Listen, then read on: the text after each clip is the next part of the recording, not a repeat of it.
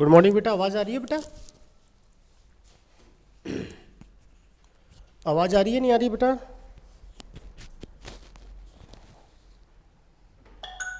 ठीक है सुभाष जी।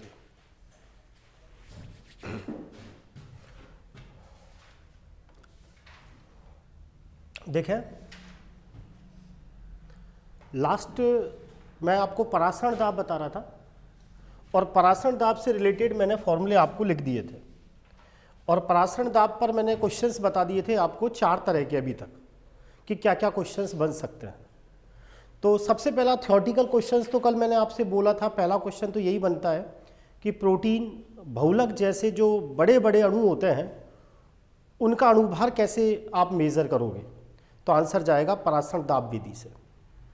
दूसरे नंबर का क्वेश्चन थ्योरेटिकल इस पर रिवर्स ऑस्मोसिस पर आता है कि साहब आप समुद्री जल से स्वच्छ जल प्राप्त करना चाहते हैं या समुद्री जल को विलवणीकरण करना चाहते हैं तो कौन सा प्रोसेस अपनाएंगे, तो आंसर जाएगा व्युत्क्रम परासरण। तो परासरण दाब के अंदर थ्योरेटिकल तो ये 2 क्वेश्चंस बनते हैं। इसके अलावा न्यूमेरिकल बेसिस की बात करें तो मैंने आपको पहला फॉर्मूला लिखा था पाई बराबर CST। ध्यान रखें ये जो पाई बराबर CST है, परासरण दाब हमने कहा कोलिगेटिव प्रॉपर्टी है और ये जो पाई बराबर CST है ये फॉर्मूला आप तभी अप्लाई करना है जब आप जो अवाष्पशील विलेय मिला रहे हैं वो वैद्युत अनपघट्य होना चाहिए। वैद्युत अनपघट्य का मतलब यह है कि वो आयनित नहीं होना चाहिए। जैसे आपने पानी में ग्लूकोज घोल दिया, पानी में यूरिया घोल दिया, पानी में थायोयूरिया घोल दिया, तब तक ये फॉर्मूला लगेगा पाई बराबर CST। लेकिन मान लीजिए आपने पानी में नमक घोल दिया ना, तो अभी आप आगे चलोगे फिर इस फॉर्मूले में एक नई चीज़ और आ जाएगी, वांटा फैक्टर आइटा। तो फॉर्मूला हो जाएगा पाई बराबर आइटा इंटू CST। लेकिन अभी अपन जनरल बात कर रहे हैं, अभी तो हम पानी के अंदर ग्लूकोज को घोल रहे हैं, पानी में यूरिया को घोल रहे हैं, यानी ऐसी चीज़ों की बात कर रहे हैं जिनके लिए आइटा का मान कितना होता है, 1 होता है। दूसरा फॉर्मूला जो अपने काम का था, कल मैंने आपसे कहा था आइसोटोनिक सॉल्यूशंस की बात करें तो आप इस फॉर्मूले से क्वेश्चन को सॉल्व करेंगे। जनरली आइसोटोनिक सॉल्यूशन 2 विलयन हैं जो आपस में समपरासरी हैं। मैंने कहा था प्राइमरी कंडीशन तो ये होती है कि दोनों के परासरण दाब बराबर होते हैं, लेकिन सेकेंडरी कंडीशन जब टेम्परेचर समान होता है दोनों सॉल्यूशंस का, तो ऐसी स्थिति में अगर 2 विलयन जिनकी सांद्रताएं आपस में बराबर है तो वो भी क्या कहलाते हैं, आइसोटोनिक सॉल्यूशन कहलाते हैं। न्यूमेरिकल करते समय मैंने आपसे कहा N1/V बराबर आपको क्या लगाना है, N2/V। आगे था तीसरी चीज मैंने आपसे ये बताया था कि जो ये परासरण दाब है इसकी मदद से आप विलेय का अणुभार ज्ञात कर सकते हो। क्या ज्ञात कर सकते हो, विलेय का अणुभार ज्ञात कर सकते हो। तो ध्यान रखें ये 3 तरह के जो फॉर्मूले हैं इन्हीं के बेसिस पर न्यूमेरिकल बनेंगे, जिसके अंदर मैंने आपको शायद पहला फॉर्मूला पाई बराबर CST पर एक न्यूमेरिकल करा दिया था। देखो याद करो, कल ही कॉपी में बताया था कि कमरे का ताप निकालना था, यूरिया सॉल्यूशन बताया था जिसकी कंसंट्रेशन बाकायदा 0.1 मोल प्रति लीटर दी थी, परासरण दाब 2.46 एटमॉस्फेयर दिया था, S की वैल्यू याद रखना है या 0.082 लगानी है और टेम्परेचर हमेशा किस में लेना है, केल्विन में लेना है। ध्यान आ गया होगा। दूसरा फॉर्मूला मैंने C1 बराबर C2 पर भी कल न्यूमेरिकल करा दिया था। पूछा था एक सीजियम क्लोराइड का सॉल्यूशन है और एक शायद ग्लूकोज का सॉल्यूशन है, दिया था ना इस तरह का क्वेश्चन, C1 बराबर C2, जिस पर फॉर्मूला लगा था C1 बराबर आइटा इंटू C2। ध्यान आ गया। ये 2 तरह के न्यूमेरिकल मैं आपको इस पर करा चुका हूँ। अब तीसरा तरह का न्यूमेरिकल देखें जो इस पर बन सकता है, लिखें अपनी कॉपी में क्वेश्चन नंबर 3। ध्यान रखें इसमें 6 तरह के क्वेश्चन बन सकते हैं परासरण दाब पर। वापस सुन लें, 6 तरह के क्वेश्चन परासरण दाब पर बनते हैं, 2 थ्योरेटिकल बनते हैं। प्रोटीन बहुलक जैसे बृहद अणुओं का अणुभार कैसे निकालोगे, परासरण दाब। दूसरा थ्योरेटिकल क्वेश्चन रिवर्स ऑस्मोसिस, समुद्री जल से स्वच्छ जल कैसे प्राप्त करोगे। न्यूमेरिकल बेस तीसरा क्वेश्चन पाई बराबर CST पर। चौथा न्यूमेरिकल क्वेश्चन C1 बराबर C2 या C1 बराबर आइटा इंटू C2 या आइटा C1 बराबर आइटा C2। आगे समझ में। नेक्स्ट क्वेश्चन लिखें 5% वेट बाय वॉल्यूम, लिखें 5% वेट बाय वॉल्यूम सुक्रोज का विलयन, 5% वेट बाय वॉल्यूम सुक्रोज का विलयन। ब्रैकेट में लिख लेना कि जो सुक्रोज का अणुभार होता है वो होता है 342। 5% वेट बाय वॉल्यूम सुक्रोज का सॉल्यूशन सुक्रोज का विलयन ब्रैकेट में अणुभार कितना है 342, जो कि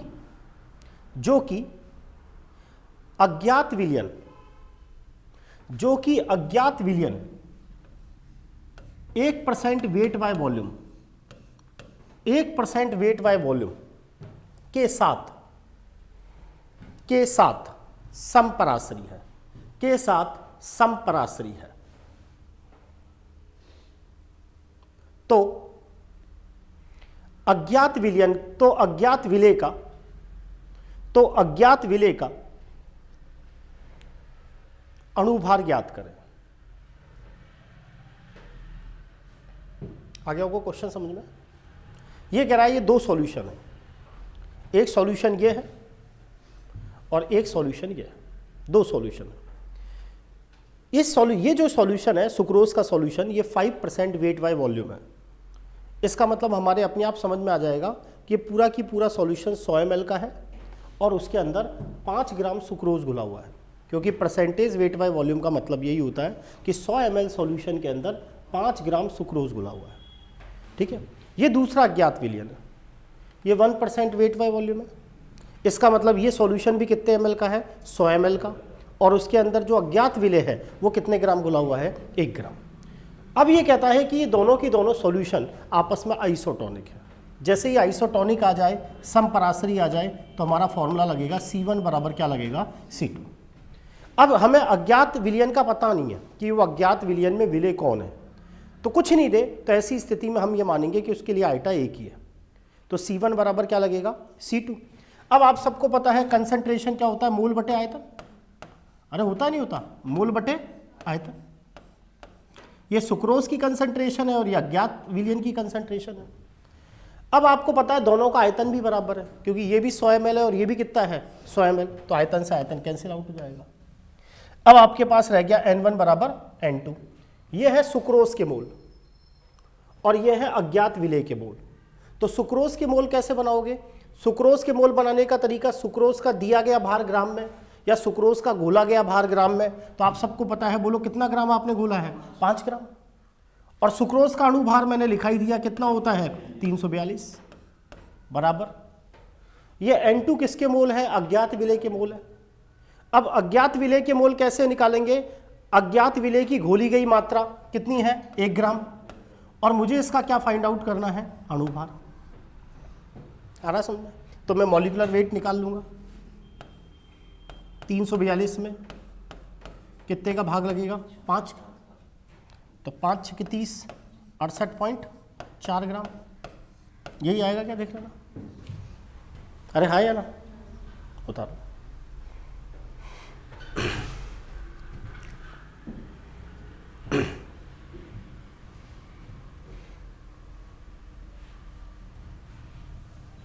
उम्मीद करता हूं समझ में आ गया होगा।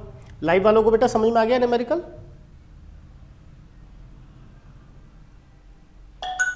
ठीक है सुनीता जी, ठीक है मैडम। और बेटा और लोगों को ठीक है, सुभाष जी, और चलो ठीक है, आगे बेटा समझ में। थर्ड टाइप का क्वेश्चन इस तरह का परासरण दाब पर न्यूमेरिकली बन सकता है। ठीक है, आपको हर चीज़ पर पता होना चाहिए कि इस पर 6 तरह के ऐसे ऐसे क्वेश्चन बनेंगे, उनकी बार बार वही प्रैक्टिस बार बार करनी होती है। ठीक है, अगला क्वेश्चन एनसीईआरटी का एग्जाम्पल है, वो आपको आना चाहिए। एनसीईआरटी का एग्जाम्पल देखिए, वो जो एग्जाम्पल है वो मुझे प्रोटीन का अणुभार ज्ञात करना है। पहले मैं एक बार बता देता हूँ, कल ही हमने पढ़ा था कि जो परासरण दाब निकालने का फॉर्मूला होता है वो होता है पाई बराबर CST। ठीक है, अब आप सबको पता है कि परासरण दाब, कंसंट्रेशन सबको पता होता है मोल बटे आयतन। ठीक है, अब आप सबको पता है ये जो मोल है, ये मोल तो सबको पता है विलेय के मोल है, ये आयतन है लीटर में, S का मान 0.082 लगाना है, टेम्परेचर क्या है केल्विन में। आई बात समझ में? अगर आयतन गलती से ml में दे रखा है तो उसको 1000 से भाग लगा देंगे ताकि वो लीटर में क्या हो जाए कन्वर्ट। अब ये विलेय के मोल है, विलेय के मोल कैसे निकालते हैं? विलेय की घोली गई मात्रा ग्राम में बटे विलेय का बोलो क्या कर दोगे अणुभार, ST अपॉन क्या कर दोगे V। तो मेरे पास जो विलेय का अणुभार निकालने का फॉर्मूला MW आएगा, वो निकालने का फॉर्मूला आएगा MST बटे क्या आएगा पाई v। अगला जो क्वेश्चन है वो इसी बेसिस पर है, एनसीईआरटी का एग्जाम्पल है, क्योंकि इस बार भी जो क्वेश्चन आया था फर्स्ट ग्रेड 2018 में वाष्प दाब का अपेक्षिक अवनमन पर, वो एनसीईआरटी का हूबहू एग्जाम्पल्स आया था। तो इसीलिए आपको एनसीईआरटी के सारे एग्जाम्पल आने चाहिए। लिखिए क्वेश्चन, एक प्रोटीन के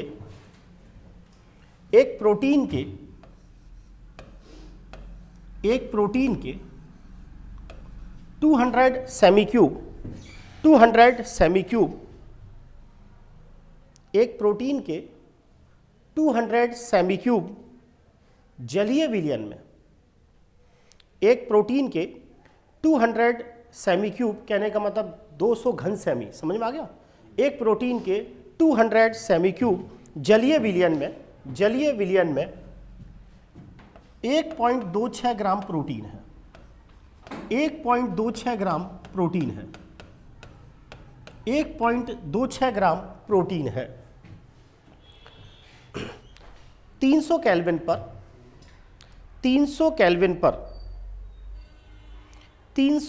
पर इस विलयन का परासरण दाब 300 केल्विन पर इस विलयन का परासरण दाब 2.57 मल्टीप्लाई 10 की पावर -3 बार है। बोर्ड पे लिखा हुआ है 2.57 मल्टीप्लाई 10 की पावर -3 बार है।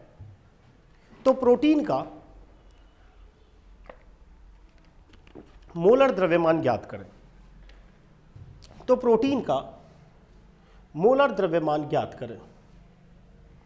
तो प्रोटीन का मोलर द्रव्यमान ज्ञात करें। आगे होगा समझ में। क्वेश्चन को एक बार थोड़ा सा दिमाग में बना लें। इसने क्या किया, हमने 1.26 ग्राम प्रोटीन लिया, पानी में घोल दिया और 200 ml का सॉल्यूशन बना लिया। आ गया समझ में। फिर मुझसे ये पूछा जा रहा है, फिर मैंने उस सॉल्यूशन का परासरण दाब निकाला बर्कले और हार्टले विधि से, वो 2.57 × 10⁻³ बार आया। अब वो मुझसे पूछ रहा है कि जो आपने प्रोटीन घोला है उसका आपको अणुभार ज्ञात करना है। तो हमें पता है अज्ञात विलेय का अणुभार ज्ञात करने का फॉर्मूला mst अपॉन क्या है, पाई बी। यहाँ m क्या है, m है विलेय की जो मात्रा घोली गई है। तो आप सबको दिख रहा होगा यहाँ प्रोटीन कितना घोला गया है, 1.26 ग्राम। s का मान आप सबको पता है कितना होता है, 0.082। टेम्परेचर आप सबको पता है कि केल्विन में कितना दे रखा है, 300 केल्विन। यहाँ आप सबको दिख रहा होगा परासरण दाब। सर आपने तो परासरण दाब एटमॉस्फेरिक में कहा था, तो एटमॉस्फेरिक और बार एक ही बात होती है, एक एटमॉस्फेरिक और एक बार एक ही बात होती है। तो ये 2.57 × 10⁻³ लग जाएगा। यहाँ मुझे 200 सेमी क्यूब, 200 घन सेमी, 200 सेमी क्यूब का मतलब यह है, आप इमेजिनेशन करें, आपने एक ऐसी डिब्बी बनाई जो 1 सेंटीमीटर लंबी, 1 सेंटीमीटर चौड़ी और 1 सेंटीमीटर ऊंची है, तो उसमें केवल 1 ही ml पानी आता है। तो 200 सेमी क्यूब का मतलब होता है 200 ml, यानी आयतन हमें कितना दे रखा है, 200 ml। तो लीटर में बदलने के लिए किसका भाग लग जाएगा, 1000 का। तो आपको सारी चीज़ें दे रखी हैं, आप कैलकुलेट करें। समझ में आ गया। तो हम ये कहेंगे हमें प्रोटीन का अणुभार ज्ञात करना है। m प्रोटीन की घोली गई मात्रा बाकायदा दे रखी है 1.26 ग्राम। s आपको पता है कांस्टेंट है, जिसकी वैल्यू न्यूमेरिकल करते समय 0.082। बाकायदा यहाँ टेम्परेचर सॉल्यूशन का हमको 300 केल्विन दे रखा है, अपॉन परासरण दाब हमें यहाँ बाकायदा 2.57 मल्टीप्लाई 10⁻³ बार दे रखा है, और आयतन आपको 200 ml दे रखा है। 200 ml को लीटर में बदलोगे तो उसके अंदर कितने का भाग लगेगा, 1000 का। आगे होगा समझ में। देख लें, लिख लें इसको, बोलो। हाँ देखो, कई किताबों में 0.083 लिख रखा है, उससे कोई फर्क नहीं पड़ता। हाँ 0.082 तो होती है, 0.082 होती है, 0.082। आगे समझ में, आगे नहीं आ गया। जब आप इस सब वैल्यूज को सॉल्व करोगे तो मैं आपको अप्रोक्सीमेट बता दूं, ये आंसर आता है 61 ग्राम के आसपास, 61 ग्राम पर मोल। ध्यान रखें, एनसीईआरटी के जो एग्जाम्पल्स हैं उनके तो आपको आंसर भी रटे हुए होने चाहिए। आ गया समझ में। कैलकुलेट आप थोड़ा बहुत खुद करें, आपको कैलकुलेशन आ जाएगी करोगे तो, और इसकी कैलकुलेशन करोगे तो 61 ग्राम पर मोल आएगा। अरे आया नहीं आया समझ में? ठीक है, एक बार घर पे जाके इसकी कैलकुलेशन करना, घर बैठ के बिना आंसर को देखे कि मेरी कैलकुलेशन हो रही है नहीं हो रही। अब थोड़ी बहुत आपको कैलकुलेशन आनी भी चाहिए, नहीं आएगी तो फिर आपको दिक्कत है। ठीक है, चला आगे बेटा, नेक्स्ट देखें, आ गया होगा समझ में। तो देखिए परासरण दाब से रिलेटेड जितने भी 6 तरह के क्वेश्चंस बनते थे वो मैंने आपको सारे के सारे बता दिए। या तो आपसे पाई बराबर CST पर डायरेक्ट क्वेश्चन पूछेगा, या आपसे अज्ञात विलेय का अणुभार पूछ सकता है, या ये पूछ सकता है परासरण दाब कैसे ज्ञात करेंगे, बर्कले हार्टले विधि, रिवर्स ऑस्मोसिस आपसे पूछ सकता है, आ रहा है समझ में। या आपसे पूछ सकता है प्रोटीन बहुलक, क्वेश्चन ही दे दिया, इसका अणुभार कैसे ज्ञात करोगे, परासरण दाब विधि। या C1 बराबर C2 पर पूछ सकता है, इस तरह से पूछ सकता है, N1 बराबर N2। ये 6 तरह के क्वेश्चन इस पे बनते हैं। और कल ही मैंने आपको बता दिया था कि जो परासरण दाब है वो कैसी प्रॉपर्टी होती है, कॉलिगेटिव प्रॉपर्टी है। ठीक है, सेकंड कॉलिगेटिव प्रॉपर्टी लिखा है वाष्प दाब का आपेक्षिक अवनमन। वाष्प दाब का आपेक्षिक अवनमन 2018 में जो फर्स्ट ग्रेड हुई इस पर न्यूमेरिकल आया, वाष्प दाब का आपेक्षिक अवनमन।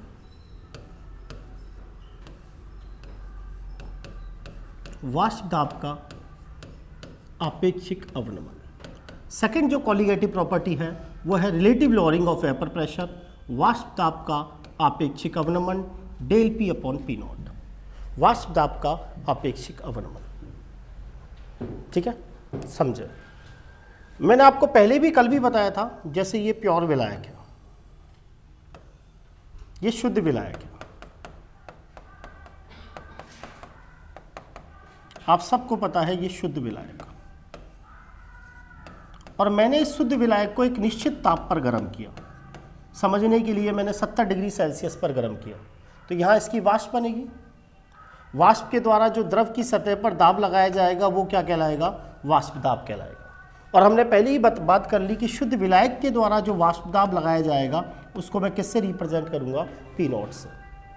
अब सीधी सी बात है, हमें हमारे कोर्स में सॉल्यूशन है तो हम सॉल्यूशन में लाएंगे, इसमें विलयन बनाएंगे।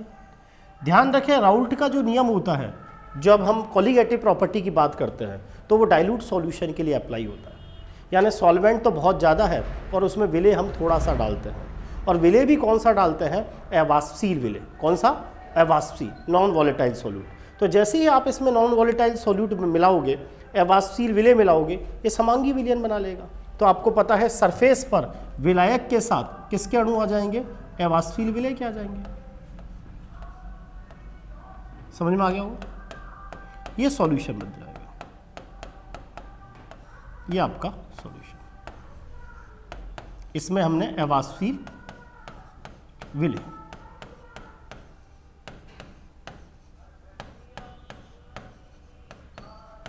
आया समझ में, अवाष्पशील विलेय।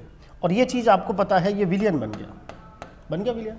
और मैंने कहा था कि इसकी जो वाष्प दाब होगी उसको हम किससे रिप्रेजेंट कर रहे हैं, P से। किससे, P से। तो मैंने आपको कल भी बताया था जो शुद्ध विलायक है उसकी वाष्प दाब ज़्यादा बनती है, क्योंकि जैसे ही आप उसमें अवाष्पशील विलेय मिलाते हैं तो वो समांगी विलयन बनता है। और समांगी विलयन में क्या होता है, सब जगह सारी चीज़ें होंगी, तो सरफेस पर विलायक तो रहेगा, लेकिन कुछ जगह विलायक के साथ साथ क्या आ जाएगा, विलेय आ जाएगा। आया समझ में। एक तो पूरी जगह पहले विलायक ही विलायक था, अब वहाँ से कुछ विलायक कम हो गए और उनकी जगह क्या आ गया, विलेय आ गया। तो सीधी सी बात है, वाष्प दाब ज़्यादा बनेगी या कम बनेगी, कम बनेगी। तो हम ये कहेंगे कि जो विलयन है और जो विलायक है उसके अंदर जो विलायक की वाष्प दाब होती है वो विलयन से क्या होती है, ज़्यादा होती है। निश्चित ताप पर जो शुद्ध विलायक है उसकी जो वाष्प दाब होती है वो विलयन से क्या होती है, ज़्यादा होती है।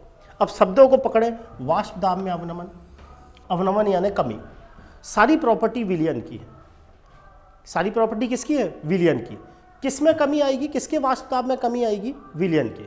तो डेफिनेशन क्या बनी, जब हम किसी शुद्ध विलायक में कोई अवाष्पशील विलेय मिलाते हैं तो बनने वाले विलयन की जो वाष्प दाब है वो शुद्ध विलायक की तुलना में कम हो जाती है। इसी चीज़ को हम वाष्प दाब में क्या कहते हैं, अवनमन कहते हैं। अब मुझसे पूछा जाए वाष्प दाब में अवनमन क्या है, तो मैं कहूँगा जो ये वाष्प दाब में अवनमन होता है डेल P, ये बराबर होता है P नॉट माइनस P के। मान लीजिए ये वाष्प दाब 100 थी, अब ये 90 रह गई, तो बोलो वाष्प दाब में कितने की कमी आई, 10 की। तो आप क्या करोगे, पी नॉट माइनस पी तो करोगे। तो डेल पी बराबर क्या होता है, पी नॉट माइनस पी। ये शुद्ध विलायक की वाष्प दाब है, ये विलयन की वाष्प दाब है। इस चीज को कहते हैं वाष्प दाब में अवनमन। और आपेक्षिक का मतलब होता है तुलना करना। आपने किससे तुलना की है, हमेशा तुलना ज़्यादा वाले से की जाती है। हम कभी नीचे वाले को थोड़ी देखते हैं, हम तो हमेशा ऊपर वाले को ही देखते हैं। अरे यार वो तो फर्स्ट ग्रेड में लग गया, होता ही नहीं होता, हम ऊपर वाले को ही देखते हैं। तो वही की वही चीज़ें हैं। वाष्प दाब का ये हुई अवनमन। आपेक्षिक अवनमन का मतलब होता है तुलना। तो आप इसके अंदर किसका भाग लगा देते हो, पी नॉट का। किसका भाग लगा देते हो, पी नॉट का। यानी वाष्प दाब में अवनमन और शुद्ध विलायक की जो वाष्प दाब है, इसका जो अनुपात होता है उसे ही वाष्प दाब का क्या कहते हैं, अपेक्षिक अवनमन कहते हैं। अगर किसी क्वेश्चन में वाष्प दाब का अवनमन कहे तब तो पी नॉट माइनस पी, लेकिन वाष्प दाब का अपेक्षिक अवनमन कहे तो आप क्या कहोगे, पी नॉट का इसके अंदर क्या लगा दोगे, भाग लगा दोगे। ये चीज़ क्या कहलाती है, वाष्प दाब का क्या कहलाएगा, अपेक्षिक अवनमन। आ रहा है समझ में? तो पहले इसकी थोड़ी सी थ्योरी लिखो, फिर मैं आपको एक एक चीज़ बताऊंगा। लिखे जब किसी विलायक में कोई अवाष्पशील विलेय मिलाया जाता है, जब किसी विलायक में कोई अवाष्पशील विलेय मिलाया जाता है तो निश्चित ताप पर बनने वाले विलयन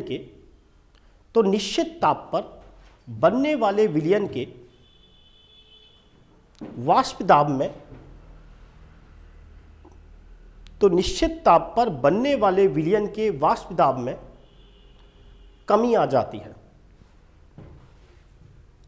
इसे वाष्प दाब में अवनमन कहते हैं। इसे वाष्प दाब में अवनमन ब्रैकेट में डेल पी कहते हैं। इसे वाष्प दाब में अवनमन ब्रैकेट में डेल पी कहते हैं।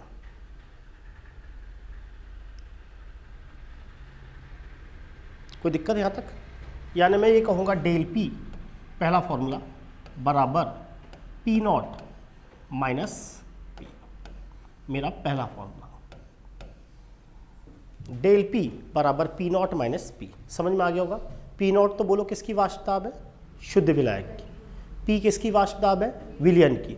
और डेल पी क्या है, वाष्प दाब में कमी। आया समझ में? यहां लिख भी लो, डेल पी बराबर वाष्प दाब में अवनमन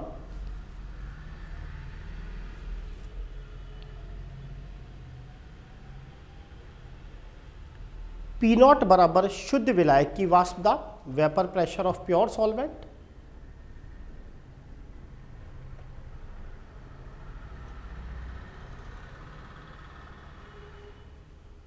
पी बराबर विलयन की वाष्प दाब, वेपर प्रेशर ऑफ सॉल्यूशन। समझ में आ गया? ये तो हुआ वाष्प दाब का अवनमन। अब मुझसे पूछा गया वाष्प दाब का आपेक्षिक अवनमन। तो आप ये कहोगे वाष्प दाब में अवनमन और जो शुद्ध विलायक है इसकी वाष्प दाब का जो अनुपात होता है उसे ही वाष्प दाब में क्या बोलते हैं, आपेक्षिक अवनमन कहते हैं।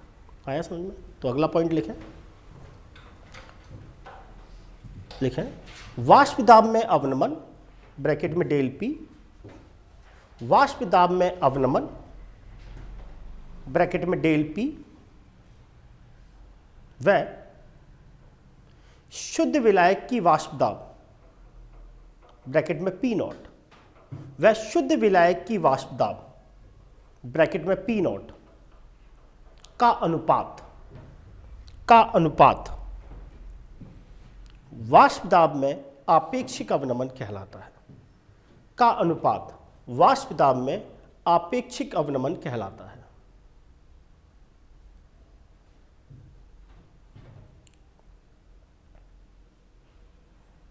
कोई दिक्कत आ रहा है समझ में?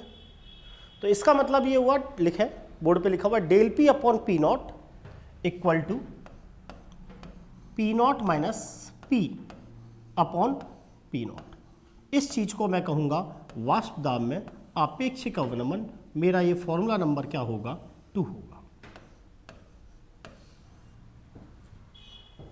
कई बार ऐसा होता है जब बिल्कुल लड्डू पेपर आता है, शुद्ध विलायक की वाष्प दाब दे देगा और विलयन की वाष्प दाब दे देगा और पूछ लेगा वाष्प दाब का अपेक्षिक अवनमन ज्ञात करो। तो आपको ये फॉर्मूला ही तो लगाना है। आगे समझो। अब अपन वापस उसी चीज पर आ जाते हैं, राउल्ट के नियम पर। राउल्ट नियम, तो हमें पता है कि जो राउल्ट नियम है उसके अनुसार जो विलयन की वाष्प दाब होती है वो विलायक की मूल प्रभाज के क्या होती है, समानुपाती होती है। पढ़ा चुका हूं। P equal to P not X B, पढ़ा चुका हूं। पी नॉट आपको पता है विलायक की वाष्प दाब है और एक्स बी किसके मूल प्रभाज है, विलायक के। मैं आपको बता चुका हूं P upon P not equal to हम क्या करेंगे, एक्स बी। दोनों तरफ इसको एक में से घटाने पर 1 minus P upon P not equal to 1 minus क्या हो जाएगा, एक्स बी। अगर मैं यहाँ एलसीएम लूँगा पी नॉट तो मेरे पास बच जाएगा ये पी नॉट माइनस पी बराबर 1 माइनस एक्स बी, आपको पता है एक्स से क्या है। एक्स से आप सबको पता है किसकी मूल प्रभाज है, विलेय की मूल प्रभाज। आगे समझ में। ये मेरे लिए फॉर्मूला नंबर 3 रहेगा जिस पर थ्योरेटिकल क्वेश्चन आता है। क्वेश्चन आता है वाष्प दाब का अपेक्षिक अवनमन विलेय की मूल प्रभाज के समानुपाती होता है या विलेय की मूल प्रभाज के बराबर होता है। तो विलेय की मूल प्रभाज के क्या होता है, बराबर होता है। ये थ्योरेटिकल नंबर 3 क्वेश्चन बनेगा। उतारो। इसी पर इस साल न्यूमेरिकल आया था 2018 फर्स्ट ग्रेड में।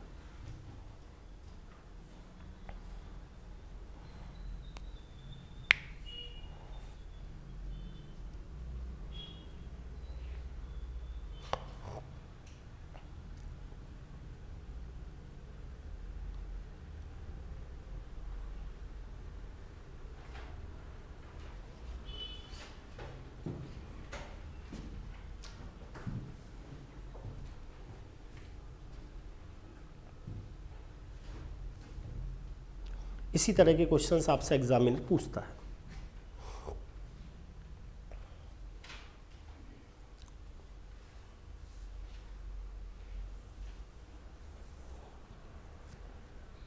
बोलू, लिखे। अर्थात वाष्प दाब का अपेक्षिक अवनमन, अर्थात वाष्प दाब का अपेक्षिक अवनमन विलेय की मोल प्रभाज के बराबर होता है। अर्थात वाष्प दाब का अपेक्षिक अवनमन विलेय की मोल प्रभाज के बराबर होता है।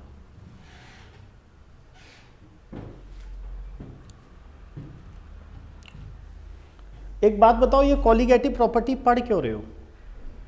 कल भी बताया था मैंने कि जो हम विलेय मिला रहे हैं, जैसे हमारे पास शुद्ध विलायक होता है, उसमें जो हम विलेय मिला रहे हैं, जो अवाष्पशील विलेय मिला रहे हैं, उसका हमें अणुभार ज्ञात करना है। उसका क्या ज्ञात करना है? अणुभार। उस अवाष्पशील विलेय का अणुभार ज्ञात करने के अलग अलग मेथड्स हैं। जैसे हमने कहा प्रोटीन बहुलक को तो आप परासरण दाब से निकालते हो। तो हमारा उद्देश्य इनको पढ़ने का इतना ही है कि जो हम विलेय मिला रहे हैं ना, उसका अणुभार ज्ञात करना। जैसे मान लो शुद्ध विलायक ले लिया, उसको आपने उसका वाष्प दाब निकाल लिया, फिर आपने उसके अंदर कोई विलेय मिलाया, अब मुझसे पूछा गया इस विलेय का अणुभार ज्ञात करना है, तो फिर आप विलयन का वाष्प दाब निकाल लोगे, फिर कैलकुलेशन करके निकाल लोगे। आया समझ में? तो अगली हेडिंग यहाँ डालें जिस पर क्वेश्चन आएगा अज्ञात विलेय का अणुभार ज्ञात करना।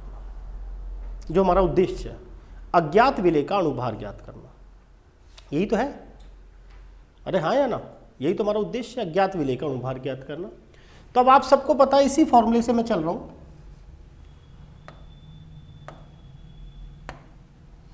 इसी फॉर्मूले से मैं आगे चल रहा हूं, P not minus P upon P not. अब आप सबको पता है विलेय के मूल प्रभाज कैसे निकालोगे? विलेय के मूल बटे विलेय प्लस विलायक के मूल। आ रहा समझ? अभी अभी मैंने कहा था ये जो सॉल्यूशन है ये बहुत डाइल्यूट होता है। डाइल्यूट होने का मतलब ये हुआ कि विलायक ही विलायक है, विलेय की मात्रा बहुत कम है। इसका मतलब इस n का मान विलायक के मोल बहुत बहुत ज़्यादा है विलेय के मोल से। तो हम क्या करेंगे, इस चीज़ को नेग्लिजिबल कर देंगे। किसको? इस n को इस n के आगे नगण्य कर देंगे, क्योंकि ये n तो बहुत ज़्यादा है और ये n क्या है? कम है। तो हम ये कहेंगे P not minus P upon P not equal to numerical करते समय आप फॉर्मूला क्या लगाओगे n बाय n। ये जो n है ऊपर वाले ये विलेय के मोल है,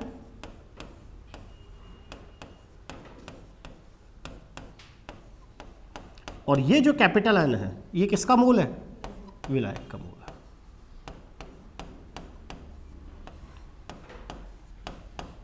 आ रहा बेटा यहां तक समझ में? अब मैं इसको आगे लेता हूं, और अब मुझे पता है कि P not minus P upon P not. अब मुझे पता है विलेय के मोल कैसे निकालेंगे, विलेय की घोली गई मात्रा ग्राम में, मान लो W1 अपॉन विलेय का क्या, ग्राम अणुभार। विलायक के मोल कैसे निकालेंगे, विलायक की घोली गई मात्रा ग्राम में बटे विलायक का क्या होगा, अणुभार। ऐसे तो निकालोगे मोल।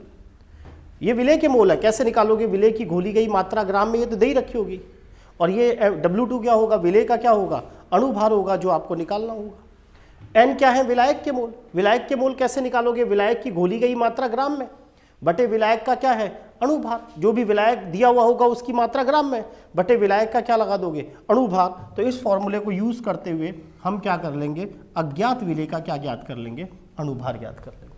यहां W1 बराबर विलेय की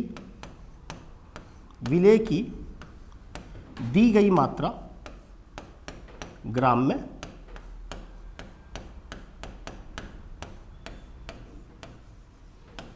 W2 बराबर विलेय का क्या, विलेय का क्या निकालोगे, ग्राम अणुभार। यही तो हमें निकालना होता है जनरली। M1 बराबर विलायक की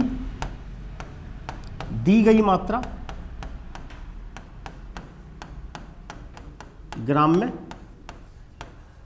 और M2 विलायक का क्या, ग्राम अणुभार। उम्मीद करता हूँ ये फॉर्मूला आपको यहाँ तक समझ में आ गया होगा। फिर आगे मैं इसको बताऊंगा कि ये कॉलीगेटिव प्रॉपर्टी कैसे है, इति सिद्धम करना है अपन को। फिर इस पर न्यूमेरिकल जो पूछा जाता है उतार लें यहाँ से उतारोगे ना बेटा, बताओ दिख रहा है ना बेटा सबको, लाइव वालों को बेटा दिख रहा है, सबको दिख रहा है ना बेटा? अरे हैंड रेज तो करो बेटा। ठीक है बेटा, ठीक है।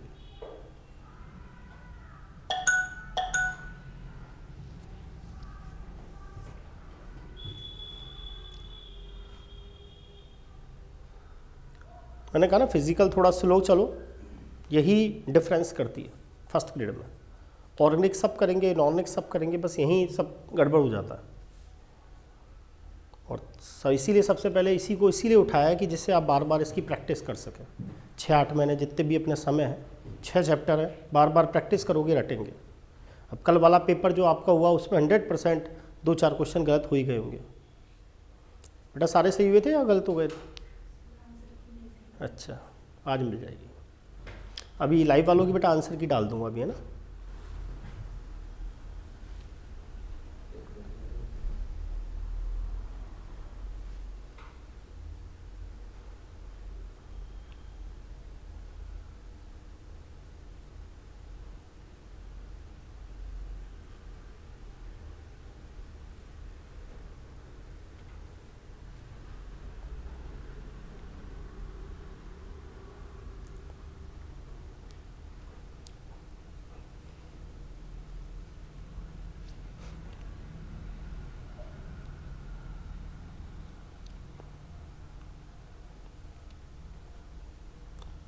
ध्यान रखें, बार बार कह रहा हूँ, एनसीईआरटी के एग्जाम्पल्स के आंसर तक रटे होने चाहिए।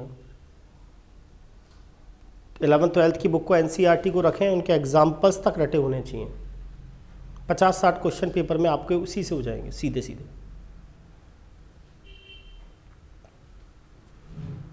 चले बेटा आगे,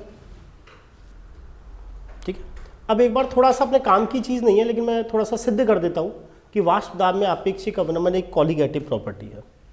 ठीक है, तो अभी अभी आपके सामने ये चीज़ निकल के आई, del P upon P naught. इसी को ही तो आपने कहा वाष्प दाब में आपेक्षिक अवनमन, और न्यूमेरिकल करते समय आपने फॉर्मूला लगाया W1 upon W2 into M2 upon M1। यही हमारा फॉर्मूला है। ये आपको पता है ये विलेय के मूल है। किसके मूल है? ये विलेय के मूल है। और ये M1 क्या है? विलायक का भार है। अब मैं इसको ऊपर नीचे 1000 से गुना कर देता हूं।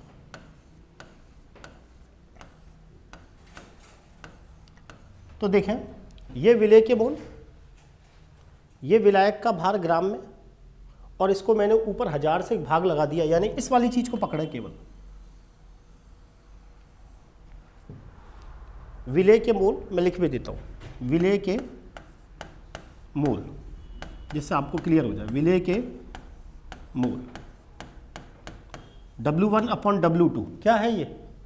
अरे क्या है? विलेय के मूल, क्योंकि विलेय की दी गई मात्रा ग्राम में बटे विलेय का क्या है? अणुभार।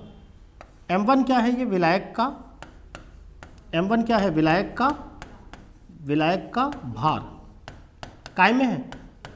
ग्राम में, इंटू 1000। याद आ जाना चाहिए, इस चीज को मोललता कहते हैं। ये चीज मोललता है, यहां से आता है। 1 किलोग्राम विलायक में विलेय के मूलों की संख्या विलयन की क्या कहलाती है? मोललता। तो मैं इसको ऐसे लिख सकता हूं, del P upon P not. इसकी जगह मैं इन सब की जगह लिख सकता हूं मोललता इंटू MW अपॉन 1000। यहां तक आ गया समझ में? M2 क्या है? विलायक का अणुभार। तो ये चीज मोललता है। अब आप सबको पता है कि del P upon P not ये वाष्प दाब का आपेक्षिक अवनमन है, जो विलयन की मोललता पर निर्भर कर रहा है। मोललता पर निर्भर कर रहा है ना। और मोललता किसके ऊपर निर्भर करती है? मोललता होता है 1 किलोग्राम विलायक में उपस्थित विलेय के मोलों की संख्या, यानी मोललता निर्भर कर रही है विलेय के मोलों पर। और जितने विलेय के मोल होते हैं उतनी ही विलेय के कणों की क्या होती है? संख्या होती है। अरे विलेय के मोल आपको क्या बताते हैं? विलेय के कणों की संख्या ही तो बताते हैं। मान लीजिए मैं कहता हूं कि विलेय का 1 मोल है, तो विलेय के कणों की संख्या 1 मोल है। विलेय के 2 मोल है, तो विलेय के कणों की संख्या क्या है? 2 मोल है। और जो विलेय के कणों की संख्या के ऊपर निर्भर करती है वो प्रॉपर्टी कौन सी होती है? कॉलीगेटिव प्रॉपर्टी होती है। इसीलिए वाष्प दाब में आपेक्षिक अवनमन कौन सी प्रॉपर्टी है? Colligative property. मैंने लिखाया था ना, कॉलीगेटिव प्रॉपर्टी वो प्रॉपर्टी है जो विलेय के कणों की संख्या पर निर्भर करे। दिख रहा होगा वाष्प दाब में आपेक्षिक अवनमन मोललता पर निर्भर कर रहा है। मोललता क्या है? 1 किलोग्राम विलायक में उपस्थित विलेय के मोलों की संख्या। मोललता आपको विलेय के मोलों के बारे में ही तो बताती है, यानी मोललता मुझे विलेय के मोल बताते हैं, और विलेय के मोल मुझे क्या बताते हैं? विलेय के कणों की संख्या बताते हैं। और जो प्रत्यक्ष और अप्रत्यक्ष रूप से विलेय के कणों की संख्या पर निर्भर करे वो प्रॉपर्टी कौन सी प्रॉपर्टी है? कॉलीगेटिव प्रॉपर्टी है। इसीलिए जहां मोललता आ जाएगा, जिस फॉर्मूले में मोललता आ जाएगा, समझ जाओ वो प्रॉपर्टी कौन सी प्रॉपर्टी है? कॉलीगेटिव प्रॉपर्टी है। जैसे अगला फॉर्मूला हम पढ़ेंगे, क्वथनांक में उन्नयन डेल्टा टीबी बराबर केबी इंटू मोललता, तो उसमें मोललता आ गई, वो कॉलीगेटिव प्रॉपर्टी है। डेल्टा टीएफ बराबर केएफ इंटू मोललता, मोललता जिसके अंदर आ गई वो प्रॉपर्टी कौन सी है? कॉलीगेटिव प्रॉपर्टी है। यानी प्रत्यक्ष या अप्रत्यक्ष रूप से जो मोललता पर निर्भर करे वो प्रॉपर्टी कौन सी होती है? कॉलीगेटिव प्रॉपर्टी होती है।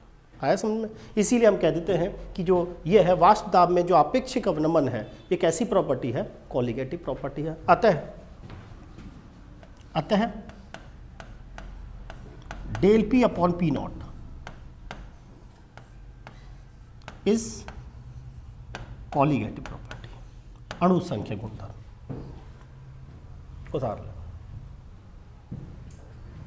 पूछेगा कोई नहीं, बस याद होना चाहिए वाष्प दाब में आपेक्षिक अवनमन एक अणु संख्या गुणधर्म है।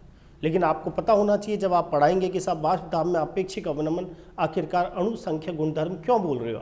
कोई बच्चा पूछ ले कि सर ये वाष्प दाब में आपेक्षिक अवनमन अणु संख्या गुणधर्म क्यों है, तो आप ये इसको प्रूफ करोगे कि जो वाष्प दाब में आपेक्षिक अवनमन है वो मोललता पर निर्भर करता है।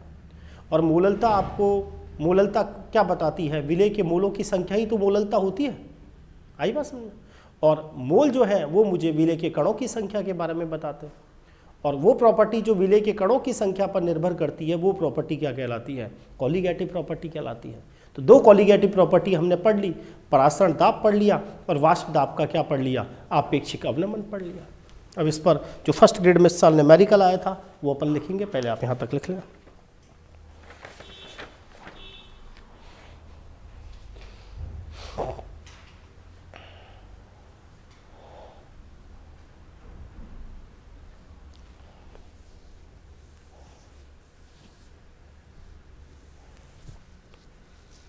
बोलू आगे, बोलो बेटा। अब देखें आगे, अगर आप लोगों ने उतार लिया तो वापस मैं ऊपर आ जाता हूं। बोलू, देखें इस पर क्वेश्चन आया था इस साल फर्स्ट ग्रेड में। आपको इतना भी याद होता ना, वाष्प ताप में आपेक्षिक अवनमन विलेय की मूल प्रभाज के बराबर होता है। पहले तो याद करें, वाष्प दाब में आपेक्षिक अवनमन विलेय की मूल प्रभाज के बराबर है। फिर सोचें विलेय के मूल प्रभाज कैसे निकालेंगे, विलेय के मूल बटे टोटल मूल। आया समझ में? फिर आप सबको पता है यहाँ पर इस n प्लस n को इस n के बराबर मान लेंगे। क्यों मान लेंगे? क्योंकि इस n को नेग्लिजिबल कर देंगे। इतना तो याद आ ही जाएगा, n बटे n। फिर आगे न्यूमेरिकल आप खुद ही कर लोगे, n बराबर W1 अपॉन W2 और n को क्या लिख दोगे, M1 अपॉन M2। फिर अपन न्यूमेरिकल करेंगे। आया समझ में? लिखें फर्स्ट ग्रेड में। ध्यान रखें, मैं बार बार कह रहा हूँ, ये NCERT का अगर आप देखेंगे बुक में तो ये डायरेक्ट एग्जाम्पल है जो इस साल फर्स्ट ग्रेड में आया था। लिखे क्वेश्चन, किसी ताप पर शुद्ध बेंजीन का वाष्प दाब, किसी ताप पर शुद्ध बेंजीन का, वापिस बोल रहा हूँ, किसी ताप पर शुद्ध बेंजीन का वाष्प दाब, शुद्ध ताप पर सॉरी क्या लिखा है मैंने, किसी ताप पर शुद्ध बेंजीन का वाष्प दाब 0.850 बार है, 0.850 बार है। 0.5 ग्राम, 0.5 ग्राम, 0.5 ग्राम एवास्फील ठोस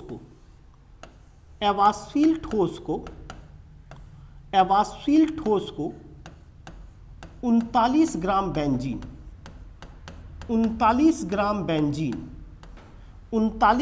बेंजीन और बेंजीन का अणुभार आप सबको पता होता है 78 C6H6। 39 ग्राम बेंजीन में घोला गया, ठीक है, मैं घोला गया। प्राप्त विलयन का मैं घोला गया, प्राप्त विलयन का वाष्प दाब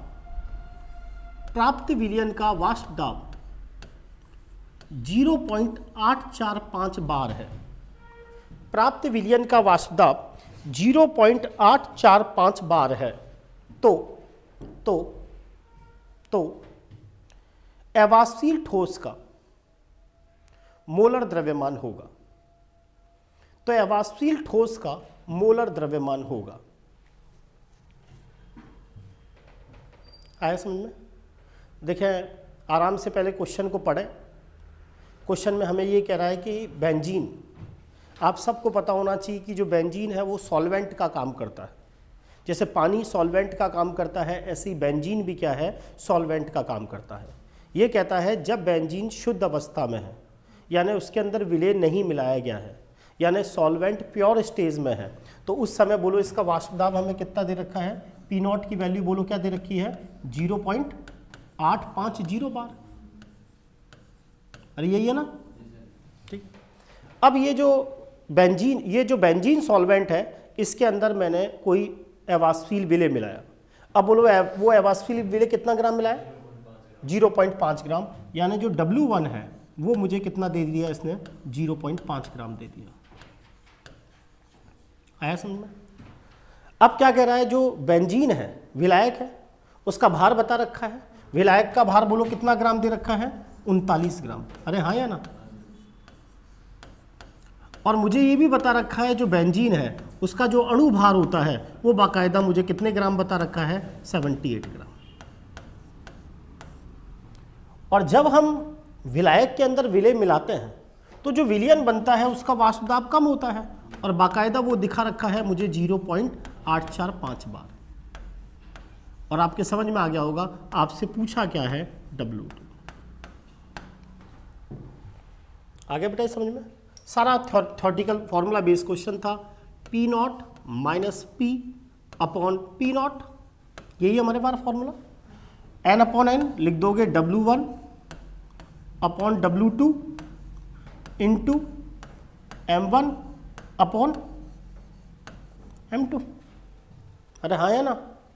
अब बोलो P नॉट हमारे पास कितना है, 0.850। अरे हाँ है ना, माइनस 0.845 बटे 0.850 बराबर W1 कितना, W2 हमें फाइंड आउट करना है। ये कितना है, M1 कितना है, 39 ग्राम, और ये कितना है, 78। अरे आया क्या समझ? जब आप इसको करते हो तो फाइनली आपके पास X की वैल्यू आती है 170 ग्राम पर मोल।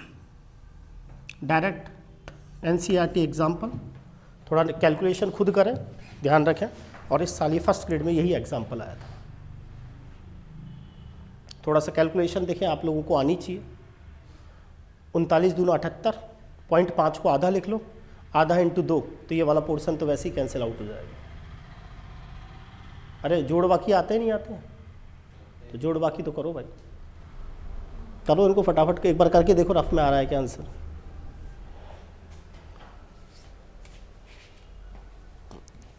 रफ में करके देखो।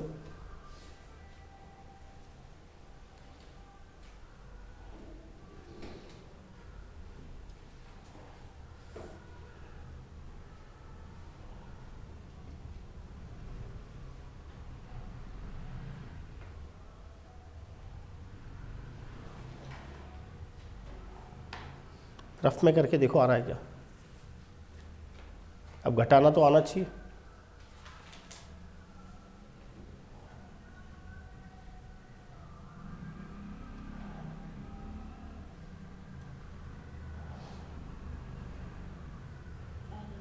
यही आ रहा है, 170 ग्राम आ रहा होगा।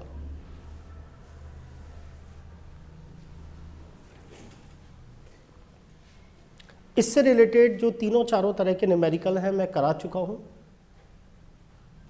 याद करें, P टोटल बराबर P not A X A plus P not B X B. 3 तरह के न्यूमेरिकल बनेंगे इस पे। उन तीनों न्यूमेरिकल्स को अपने दिमाग में रखें। आया समझ में? कोई दिक्कत? एक बार वापस बता देता हूँ। जो वाष्प दाब का अपेक्षिक अवनमन है, इस पर 3 तरह के न्यूमेरिकल बनेंगे। सबसे पहली कंडीशन याद करें, मैंने बताया था जब विलायक और विलेय दोनों ही वाष्पशील हों, तो उस स्थिति में मैंने आपको पहला फॉर्मूला बताया था, विलयन की वाष्प दाब बराबर P not A X A plus P not B क्या, एक्स बी। अरे आया ध्यान? पहला फॉर्मूला वाष्प दाब से रिलेटेड इस पर न्यूमेरिकल बन सकता है। ध्यान रखना है, ये जो P आएगा ये इन दोनों का योग नहीं आएगा। पहले ही बताया था, वेपर प्रेशर जो होता है वो इंटेंसिव प्रॉपर्टी है, तो जुड़ेगा नहीं। जो भी हमें वाष्प दाब दे रखी होगी कहीं ना कहीं उनके बीच में वो आंसर आएगा। आगे समझ। दूसरा मैंने आपसे कहा था इस पर न्यूमेरिकल बनेगा। इस पर आपसे पूछा गया है लास्ट ईयर से लास्ट ईयर फर्स्ट ग्रेड में, P equal to P not X P. हमें कोई विलायक दे देगा, कह देगा कि शुद्ध अवस्था में इसकी वाष्प दाब इतनी है, हमने इसके अंदर एक अवाष्पशील विलेय मिलाया, उसकी इतनी मात्रा है, तो बताएं विलयन की वाष्प दाब क्या होगी। तो P equal to P not X B. X B यहाँ किसके मोल प्रभाज है, विलायक के मोल प्रभाज है। आया ध्यान? तीसरा फॉर्मूला जो आज हमने पढ़ा, del P upon P not, वो बराबर होगा विलेय की मोल प्रभाज के। न्यूमेरिकल इस पर पूरे चांस है आने के। Del P upon P not, x A की जगह मैंने बताया आप क्या लिख सकते हो, N/N, और आया ध्यान, del P upon P not, N की जगह आप लिख सकते हो क्या W1 अपॉन W2, और एन की जगह क्या लिख सकते हो M1 M2। W1 विलेय की घोली गई मात्रा ग्राम में है, W2 विलेय का अणुभार है जो हमसे पूछा जाएगा, M1 विलायक की दी गई मात्रा ग्राम में होगी और M2 विलायक का क्या होगा, अणुभार होगा। इस पर न्यूमेरिकल बन सकता है। आगे समझ में। नेक्स्ट अगला तीसरी जो प्रॉपर्टी है वो हमारी प्रॉपर्टी होती है क्वथनांक में उन्नयन। क्वथनांक में उन्नयन, क्वथनांक में उन्नयन, इंग्लिश में एलिवेशन इन बॉइलिंग पॉइंट। क्वथनांक में उन्नयन, एलिवेशन इन बॉइलिंग पॉइंट, क्वथनांक में उन्नयन, जिसको आप सब लोग डेल टीबी से दिखाएंगे। क्वथनांक में उन्नयन,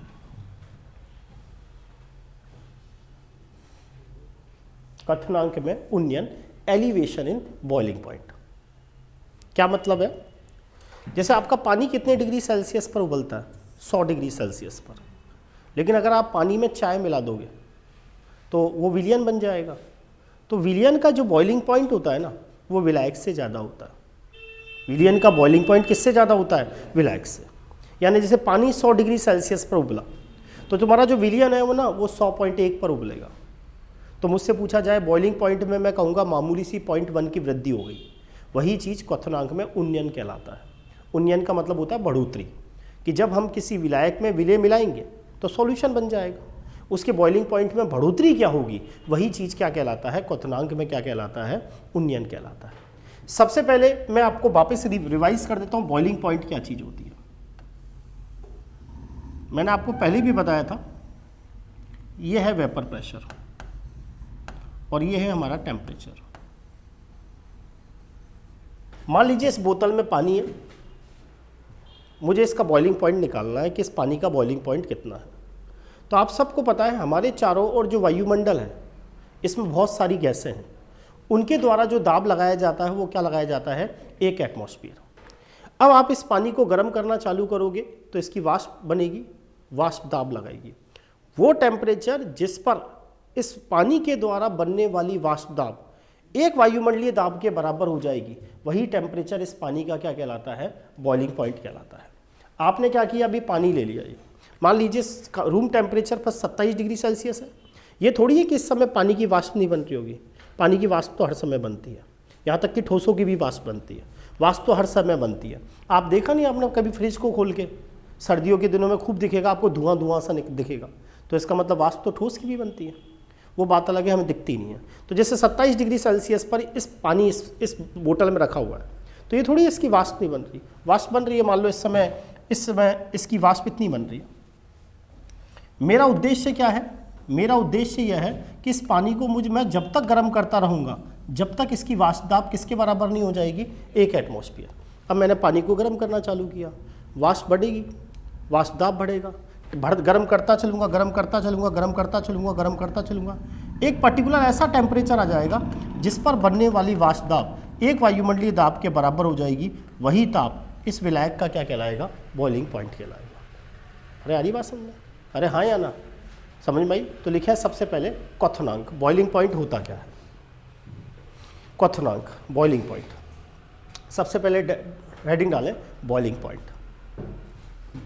लिखें वह ताप,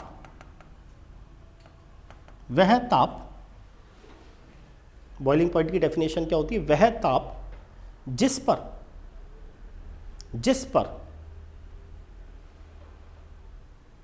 ताप जिस पर द्रव के द्वारा, वह ताप जिस पर द्रव के द्वारा बनने वाली वाष्प दाब, वह ताप जिस पर द्रव के द्वारा बनने वाली वाष्प दाब वायुमंडलीय दाब के बराबर हो जाती है। वह ताप जिस पर द्रव के द्वारा बनने वाली वाष्प दाब वायुमंडलीय दाब के बराबर हो जाती है। वही ताप द्रव का बॉइलिंग पॉइंट कहलाता है।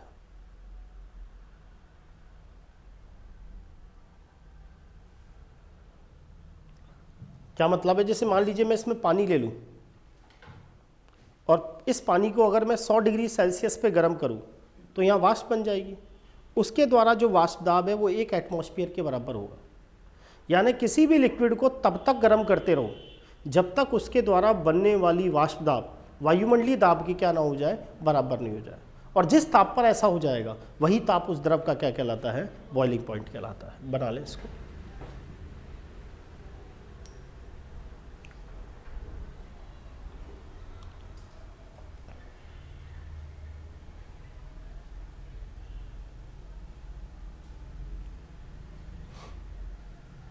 आगे बेटा समझ में।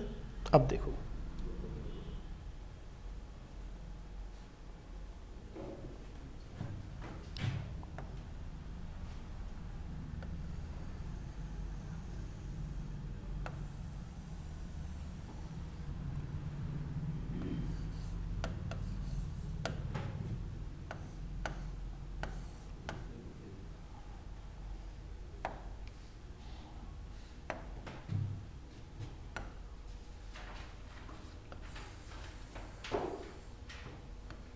हमारा उद्देश्य क्या है,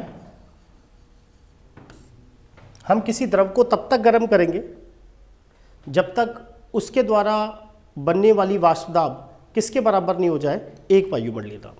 अब मान लो ये पानी है, टेम्परेचर कितना है इस समय कमरे का, 27 डिग्री सेल्सियस। ये थोड़ी है कि इसके द्वारा वाष्प दाब नहीं बन रही होगी, बन रही होगी ना। तो मैंने ये देखा इस 27 डिग्री सेल्सियस पर, इस 27 डिग्री सेल्सियस पर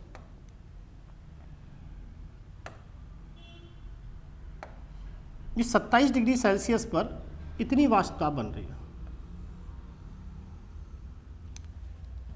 कितना टेम्परेचर है, 27 डिग्री सेल्सियस। इस समय इतनी वाष्प दाब बन रही है। अब मैं इसको गर्म करता रहूँगा। कब तक गर्म करता रहूँगा, जब तक इसकी वाष्प दाब किसके बराबर नहीं हो जाए। और मान लीजिए ये टेम्परेचर आया T0, क्या आया, T0। अभी ये कंडीशन किसकी है, शुद्ध विलायक की। आगे समझो, पानी की।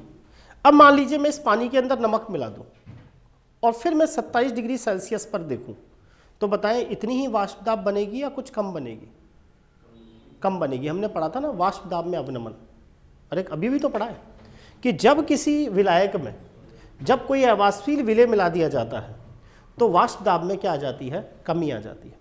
अगर मान लीजिए इसी पानी के अंदर मैं कुछ नमक, कुछ ग्लूकोज या कुछ भी मिला देता और फिर मैं 27 डिग्री सेल्सियस पर देखता तो मुझे ये वाष्प दाब नहीं मिलती, बल्कि कुछ वाष्प दाब क्या मिलती, कम मिलती। मान लीजिए ये वाष्प दाब यहाँ मिलती।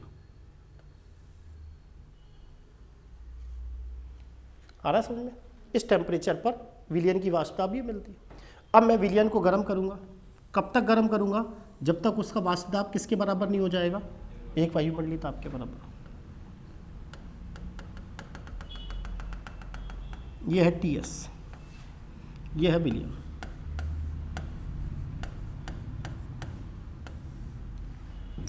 किसका बॉइलिंग पॉइंट ज़्यादा नज़र आ रहा है, विलयन का या विलायक का, विलयन का। इधर टेम्परेचर बढ़ रहा है ना। तो हमने यही तो कहा, जब किसी विलायक में कोई अवाष्पशील विलेय मिला देते हैं तो जो विलयन होता है उसका जो बॉइलिंग पॉइंट होता है वो शुद्ध विलायक से ज़्यादा हो जाता है।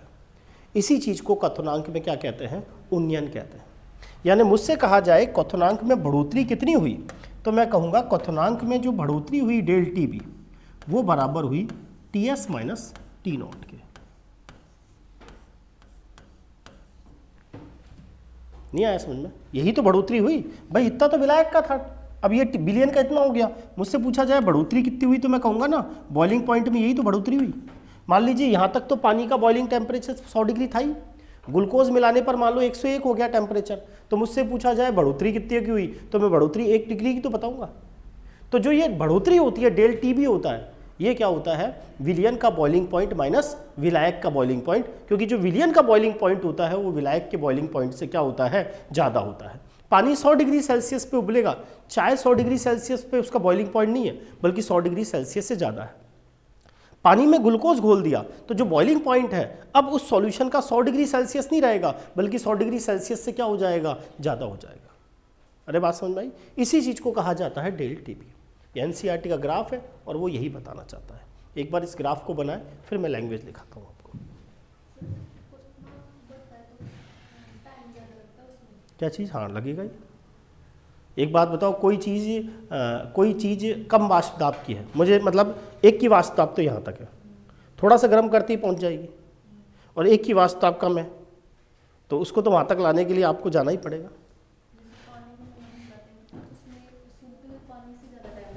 बिल्कुल लगेगा। वो जो प्रेशर कुकर का कॉन्सेप्ट अलग है, उसमें तो क्या हम प्रेशर मेंटेन करते हैं, वहाँ एक वायुमंडलीय दाब नहीं होता, वहाँ 1.5 एटमॉस्फेयर हो जाता है प्रेशर। उतारा एक बार।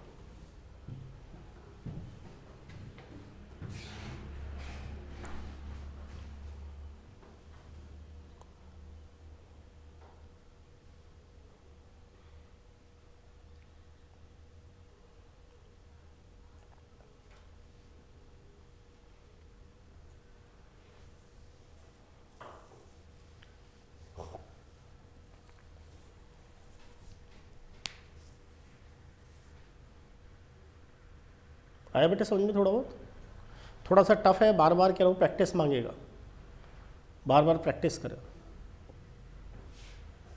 भगने से कुछ नहीं होगा, एटलीस्ट पढ़ना तो पड़ेगा ही।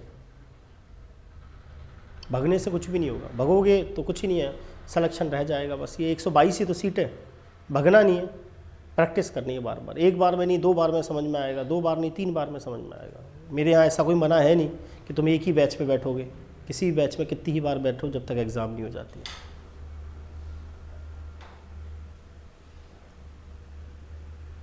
बोलूं?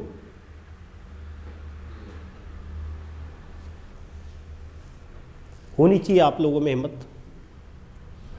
मेरे ऐसे स्टूडेंट थे, मुझे आज भी याद है, कि जिनको ABCD नहीं आती थी, लेकिन मेरे से ज़्यादा मैं उनकी हिम्मत मानता हूँ। वो लगे रहे, साल भर लगे रहे और फिर वो सेलेक्ट भी हो गए सब।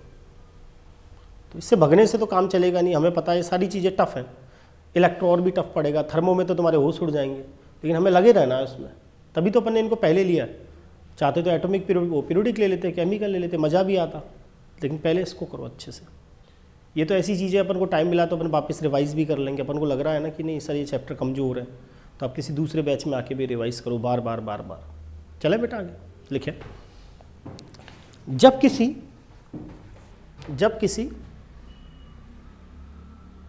विलायक में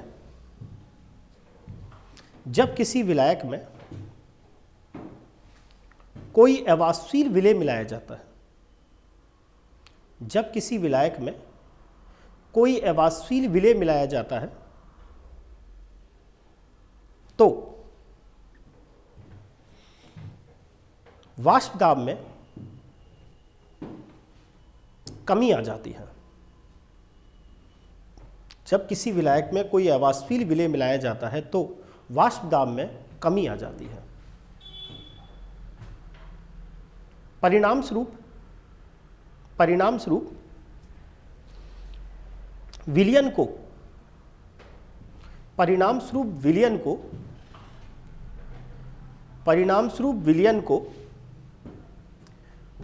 वायुमंडलीय दाब के बराबर लाने हेतु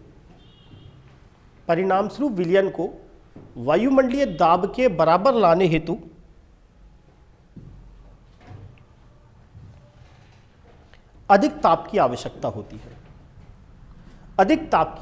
होती है। विलयन को वायुमंडलीय दाब के बराबर लाने हेतु अधिक ताप की आवश्यकता होती है। अतः विलयन का बॉइलिंग पॉइंट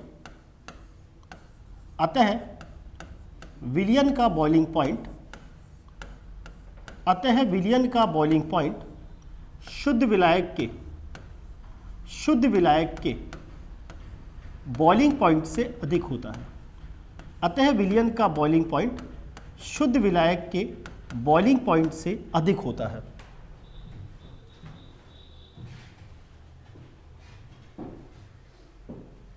इस क्वथनांक में बढ़ोतरी को क्वथनांक में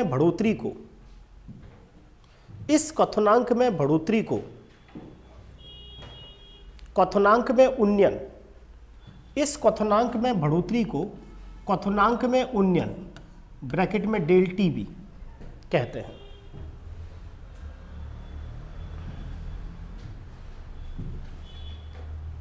आई बात समझ में? तो पहला चीज तो आपको फॉर्मूला नंबर 1 यही याद रखना है कि जो डेल टी बी है वो क्या होता है, तो आप कहोगे T S minus T not, पहला फॉर्मूला, डेल टी बी बराबर T S minus T not लिख लोगे। यहाँ टी एस बोलो किसका बॉइलिंग पॉइंट है, विलियन का, विलियन का बॉइलिंग पॉइंट ज्यादा होता है, तो लिखे टी एस बराबर विलियन का बॉइलिंग पॉइंट।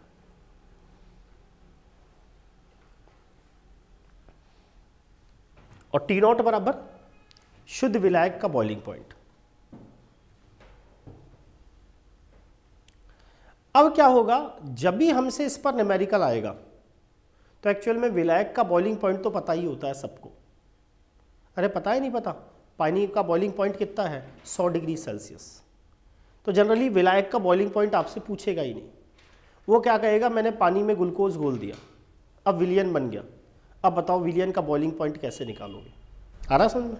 तो जब भी मुझे विलियन का बॉइलिंग पॉइंट निकालना हो, इसका पक्षांतरण कर दो, यानी टी एस बराबर T not plus del T B, यही फॉर्मूला बार बार काम आना है। आपसे जो एग्जामिनर पूछेगा वो यही पूछेगा। भाई विलायक का बॉइलिंग पॉइंट तो सबको ही पता है, पानी का बॉइलिंग पॉइंट तो सबको ही पता है। पानी में ग्लूकोज घोल दिया तो विलियन बन गया, बताओ इसका बॉइलिंग पॉइंट क्या होगा। पानी में यूरिया मिला दिया, बताओ इसका बॉइलिंग पॉइंट क्या होगा। तो मुझसे पूछा टी एस ही जाएगा, टी एस बराबर क्या होगा, टी नॉट प्लस क्या होगा, डेल टी बी होगा। आ रही बात समझ में? इसको पक्षांतरण कर लिया ना इधर।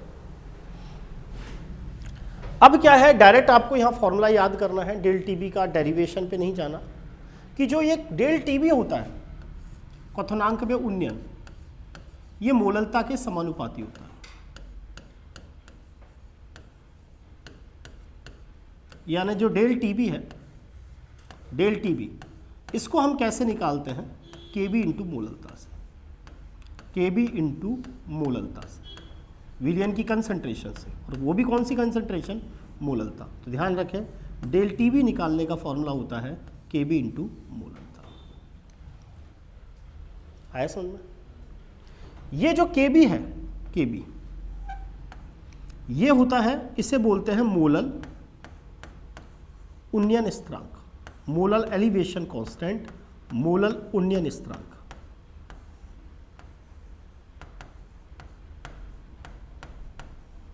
मोलल उन्नयन स्थिरांक, केबी का नाम है मोलल उन्नयन स्थिरांक, या इसी का ही दूसरा नाम है एबुलियोस्कोपिक कांस्टेंट, एबुलियोस्कोपिक कांस्टेंट, इसी का ही दूसरा नाम है एबुलियोस्कोपिक कांस्टेंट, एबुलियोस्कोपिक कांस्टेंट। आया समझ में? ये जो केबी है, ये अलग अलग विलायक के लिए इसका मान अलग अलग होता है, यानी ये विलायक की प्रकृति पर निर्भर करता है। ये विलायक का गुण है केबी, जिसमें आप मिला रहे हो ना पदार्थ को, उसका गुण है, विलायक का गुण है केबी, यानी ये निर्भर करता है विलायक की प्रकृति पर।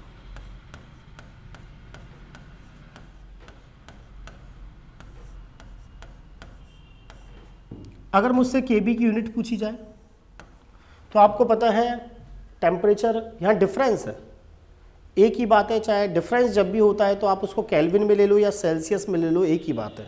जैसे मान के चलो कोई टेम्परेचर 27 डिग्री सेल्सियस से 30 डिग्री सेल्सियस बढ़ गया, तो बोलो क्वथनांक में कितने की बढ़ोतरी हुई, 3 की तो हुई ना।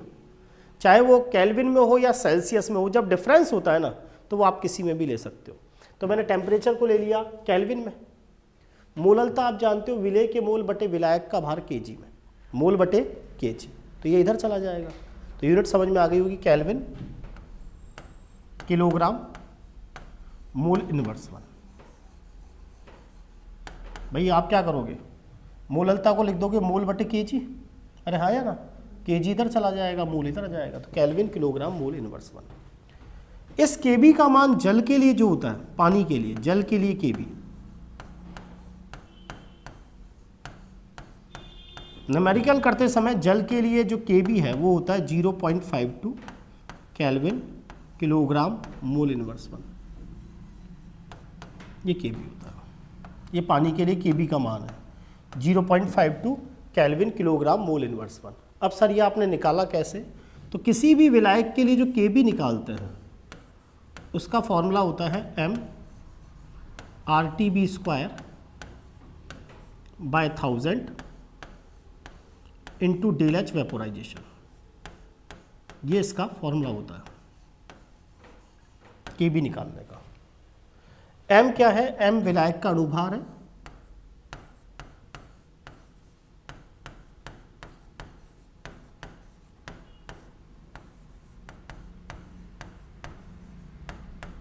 R दिख रहा होगा गैस कांस्टेंट है,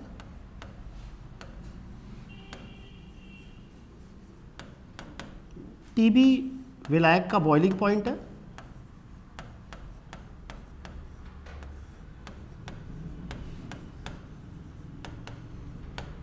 डेल HP वाष्पन की एंथैल्पी परिवर्तन,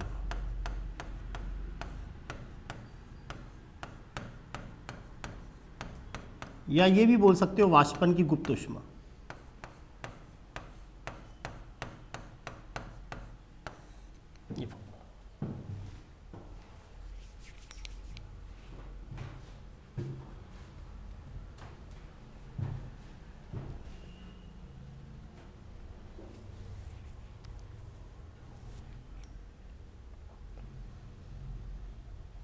आया समझ में?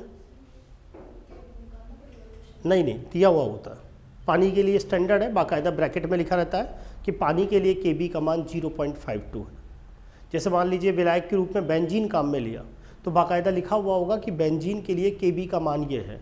यानी जो Kb होता है ना, ये सॉल्वेंट की प्रॉपर्टी होती है। अलग अलग सॉल्वेंट के लिए Kb का मान अलग अलग होता है, क्योंकि सब सॉल्वेंटों का बॉइलिंग पॉइंट कैसा होता है, अलग अलग होता है। सबकी गुप्त ऊष्मा भी कैसी होती है, अलग अलग होती है। गुप्त ऊष्मा आप जानते हैं क्या चीज़ है? जैसे 1 मोल पानी है, अब टेम्परेचर है 100 डिग्री सेल्सियस, 1 मोल पानी है इसमें और टेम्परेचर 100 डिग्री सेल्सियस है। अब मैं ये चाहता हूँ कि ये 1 मोल पानी पूरा की पूरा वाष्प में बदल जाए। तो जैसे ही 100 डिग्री सेल्सियस टेम्परेचर आ जाएगा ना, उसके बाद अब टेम्परेचर तो बढ़ेगा ही नहीं। लेकिन आप ये चाहते हैं ये पूरा की पूरा पानी वाष्प में बदल जाए, तो इसको और हीट देनी पड़ेगी ना, ताकि इसकी अवस्था परिवर्तित हो। अवस्था परिवर्तन तभी तो होगा, पुराने बॉन्ड टूटेंगे और ये वेपर में बदलेगा। तो क्या होता है कि जब किसी द्रव को उसके बॉइलिंग पॉइंट पर जब हम अवस्था परिवर्तन कर रहे हैं तो उस समय जो हीट देनी पड़ती है वही हीट क्या कहलाती है? लैटेंट हीट कहलाती है। जैसे बर्फ़ है, बर्फ़ जब तक पिघलती है तो उसका टेम्परेचर 0 डिग्री सेल्सियस ही रहता है, लेकिन ये थोड़ी है उस समय बर्फ़ सराउंडिंग से हीट नहीं लेती, वो हीट तो लेती है। तो वो गुप्त ऊष्मा क्या करती है? टेम्परेचर नहीं बढ़ाती, बल्कि अवस्था परिवर्तन के दौरान काम आती है। तो यहाँ अवस्था परिवर्तन के दौरान जो एनर्जी काम आएगी वो है वाष्पन की एंथैल्पी परिवर्तन। आगे समझ में?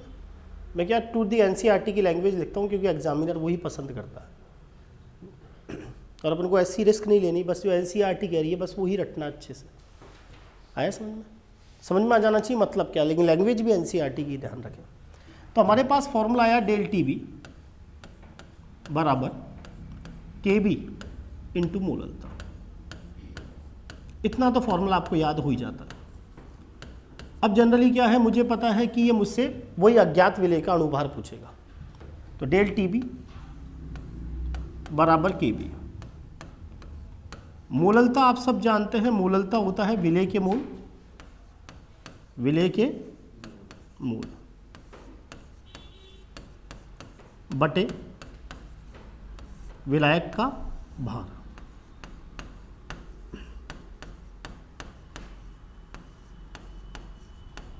जनरली विलायक का भार ग्राम में दे रखा होता है और किलोग्राम में बदलने के लिए आप सबको पता है किससे गुणा कर देंगे? 1000 से। और अगर केजी दे रखा है तो फिर कुछ करना ही नहीं है। अब आप सबको पता है डेल TB बराबर Kb। विलेय के मोल कैसे निकालते हैं आप सबको पता है, विलेय की घोली गई मात्रा ग्राम में बटे क्या कर दोगे बोलो उसका? अणुभार। आया समझे? विलायक का भार आपको पता ही है किस में दे रखा है? ग्राम में, और उसको किलोग्राम में बदलने के लिए बोलो उसके अंदर किसका भाग लग जाएगा? ठीक है,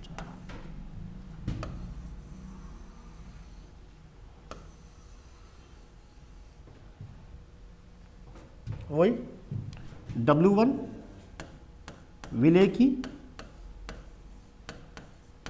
दी गई मात्रा ग्राम में।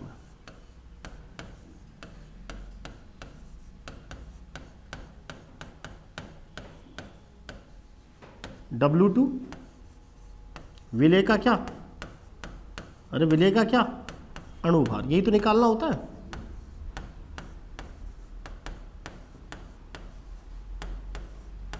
M1 किसका भार है, अरे M1 किसका भार है, अरे बोलो तो सही, विलायक का।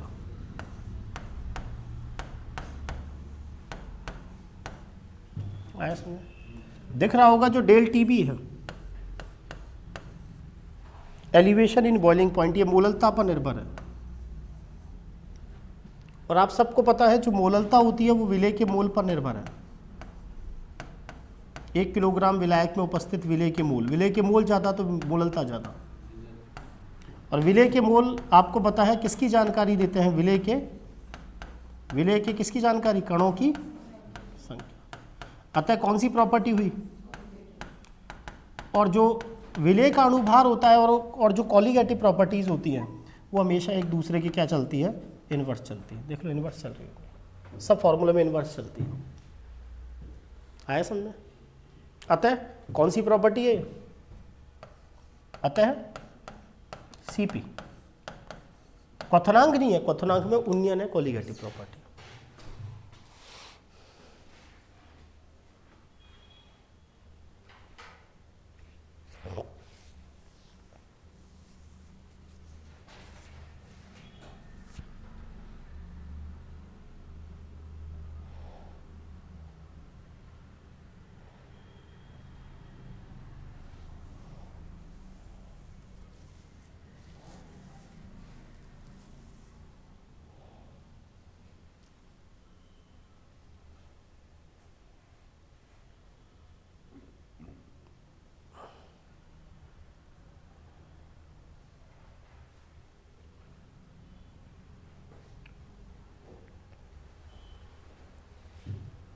आ गया समझ में। NCERT एग्जाम्पल लिखें।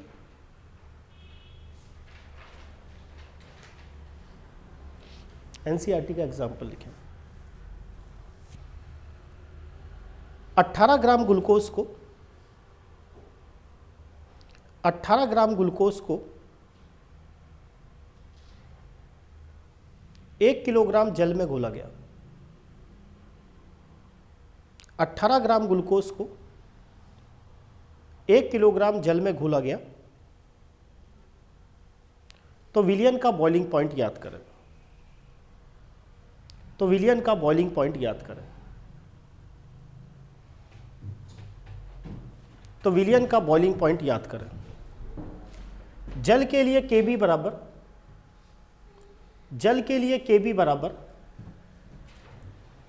0.52 केल्विन किलोग्राम मोल इनवर्स 1। जल के लिए Kb बराबर 0.52 केल्विन किलोग्राम मोल इनवर्स 1। वापिस बोल रहा हूं, 18 ग्राम ग्लूकोज को 1 किलोग्राम जल में घोला गया, तो विलियन का बॉइलिंग पॉइंट याद करें। आया समझ। और जल के लिए Kb कितना दे रखा है, 0.52 केल्विन किलोग्राम मोल इनवर्स 1। क्या पूछ रहा है, किसका बॉइलिंग पॉइंट पूछ रहा है, विलायक का या विलियन का। जब भी हमसे विलियन का बॉइलिंग पॉइंट पूछे Ts, हमें पता है Ts बराबर होता है T0 प्लस डेल Tb। आया समझ में। T0 किसका बॉइलिंग पॉइंट है, अरे Ts तो विलियन का बॉइलिंग पॉइंट है। Ts किसका है, Ts तो विलियन का, और T0 किसका है, विलायक का। और यहाँ पर क्वेश्चन में विलायक कौन है, पानी। अरे हाँ या ना। और पता होगा पानी का बॉइलिंग पॉइंट होता है 100 डिग्री सेल्सियस। कितना होता है, 100 डिग्री सेल्सियस। लेकिन यहाँ टेम्परेचर है, यहाँ डिफरेंस है। तो जब भी टेम्परेचर होता है ना, टेम्परेचर डिफरेंस हो तब तो एक ही बात है, सेल्सियस केल्विन में लेना। लेकिन यहाँ टेम्परेचर है, और टेम्परेचर ऑलवेज केल्विन में लेते हैं। किस में लेते हैं, केल्विन में। अब आप सबको पता है T0 क्या है, T0 है पानी का बॉइलिंग पॉइंट, अरे विलायक का बॉइलिंग पॉइंट। यहाँ ग्लूकोज को पानी में ही तो घोला है, तो पानी का बॉइलिंग पॉइंट होता है 100 डिग्री सेल्सियस। अब आप सबको पता है इसको केल्विन में बदलेंगे तो 273.15 जुड़ जाएगा। तो जो पानी है इसका बॉइलिंग पॉइंट NCERT के अकॉर्डिंग एक्यूरेट है 373.15 केल्विन।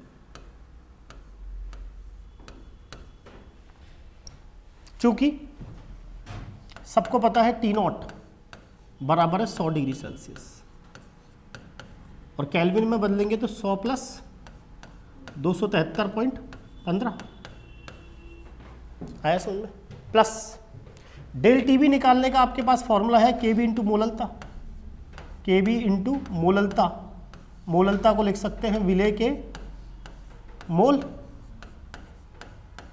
अरे हाँ या ना, बटे विलायक का भार केजी में। अगर केजी में दे रखा है तब तो कोई दिक्कत आई नहीं ना, तब तो थोड़ी 1000 का भाग लगता है, वो तो ग्राम में दे रखा होता है तो लगता है। तो 373.15 केल्विन प्लस केबी का मान अभी भी मैंने कहा था विलायक के लिए कितना है, इस केबी के लिए पानी का मान 0.52। विलेय के मोल बनाओ, बोलो कितनी मात्रा आपने ग्लूकोज की गोली है 18, और पता होगा कि जो ग्लूकोज है उसका अणुभार होता है 180, C6H12O6 आया समझ में। और विलायक का भार बताओ मुझे कितना दे रखा है 1 kg, आया समझ में। सॉल्व कर लो, जो भी वैल्यू निकालो, इसको जब सॉल्व करोगे तो आपका आंसर आ जाएगा 373.202 केल्विन। कर लोगे नहीं कर लोगे? अरे हाँ या ना, इसमें तो कुछ भी नहीं है ना, ये तो 1/10 है। अरे 1/10, 1/10 तो 10 का भाग लगाओगे तो ये 0.052 हो गया, 0.052 उसमें जोड़ दो।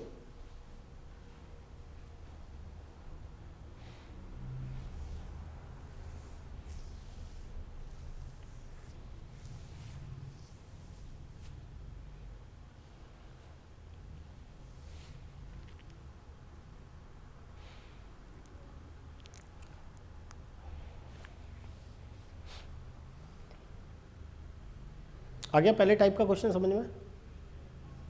फॉर्मूले बेस्ड क्वेश्चन आएगा, कुछ भी नहीं पूछेगा तुमसे, फॉर्मूले रटे हुए होने चाहिए और आराम से करो क्वेश्चन को। और भगना मत फिजिकल से, बार बार कह रहा हूँ, इसमें तो लगे रहो। जो फिजिकल अच्छा कर लेगा उसको कोई नहीं रोकेगा, बार बार बोल रहा हूँ। थोड़ा सा आपको यहाँ ये जरूर सोचना पड़ेगा कि सॉल्वेंट का काम कौन कर रहा है। जैसे इस वाले क्वेश्चन में ग्लूकोज को पानी में घोला गया, तो आपके दिमाग में आ जाना चाहिए ग्लूकोज तो विलेय है और पानी क्या है यहाँ पर, सॉल्वेंट है, विलायक है। आया समझ में? अगला एनसीईआरटी का एग्जाम्पल लिखें, बेंजीन का बॉइलिंग पॉइंट, बेंजीन का बॉइलिंग पॉइंट। अगला एनसीईआरटी एग्जाम्पल लिखें, बेंजीन का बॉइलिंग पॉइंट 353.23 केल्विन है। बेंजीन का बॉइलिंग पॉइंट 353.23 केल्विन है।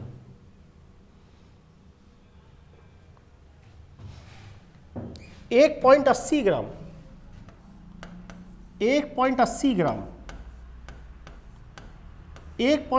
ग्राम एवासील विलेय को 1.80 ग्राम एवासील विलेय को 1.80 ग्राम एवासील विलेय को 90 ग्राम बेंजीन में घोलने पर 1.80 ग्राम एवासील विलेय को 90 ग्राम बेंजीन में घोलने पर विलयन का कथनांक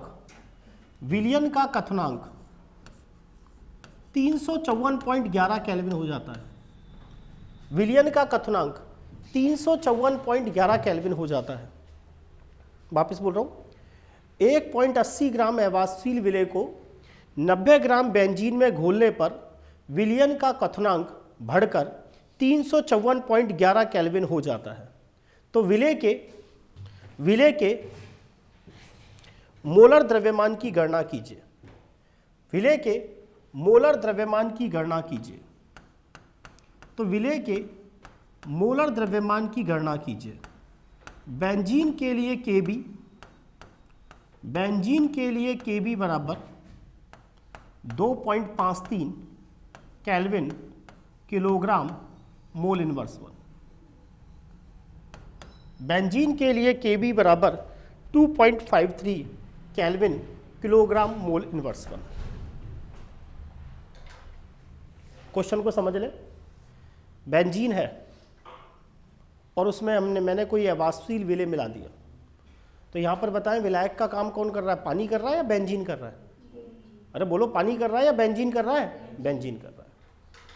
ये कह रहा है कि बेंजीन जब प्योर स्टेज में था तब इसका बॉइलिंग पॉइंट 353.23 केल्विन था, उसमें मैंने कोई विलेय मिला दिया और विलेय मिलाते ही उसका बॉइलिंग पॉइंट बढ़कर 354.11 केल्विन हो जाता है। और आपको ये बताना है कि जो आपने विलेय मिलाया है उसमें उसका आपको क्या ज्ञात करना है, मॉलिक्यूलर वेट निकालना है। तो हमारे पास जब भी बॉइलिंग पॉइंट का क्वेश्चन आ जाए हमारे पास एक ही फॉर्मूला है, del T B equal to K B into मोललता। अरे हाँ या ना? अब यहां पर बताया मुझे डेल टी बी दे रखा है या निकालना पड़ेगा? दे रखा है क्या? कहां दे रखा है?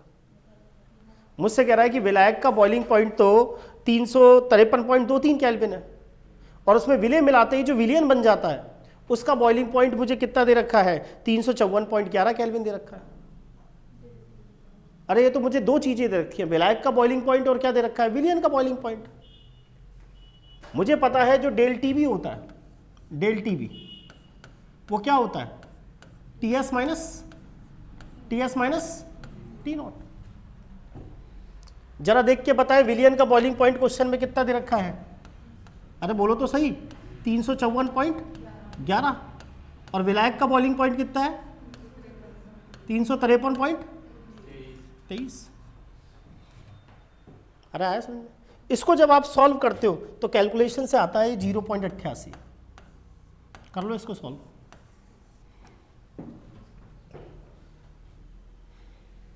अरे हाँ या ना?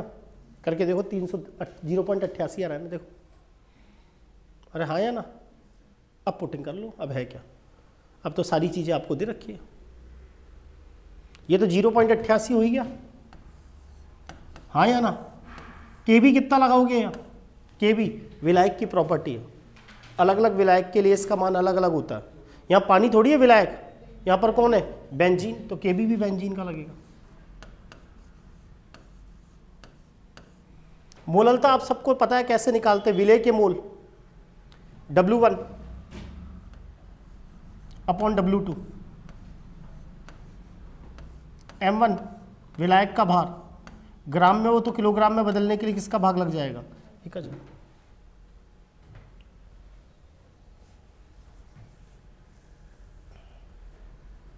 सही है। 0.88, 2.53। बताएं विलेय की कितनी मात्रा आपने मिलाई है? 1.80।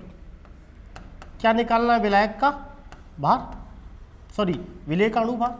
विलायक का भार कितना दे रखा है क्वेश्चन में? 90 ग्राम। किलोग्राम में बदलने के लिए किसका भाग लगेगा? आया समझिए। इसको कैलकुलेट करो और फिर मुझे बताओ आंसर क्या आ रहा है। कैलकुलेट करो इसको।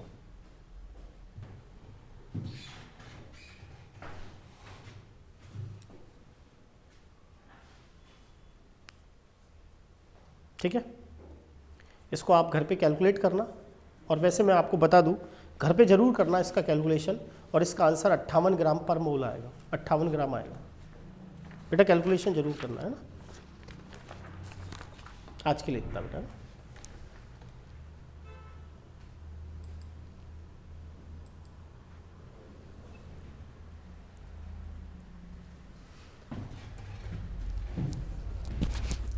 बेटा आज का समझ में आया नहीं है?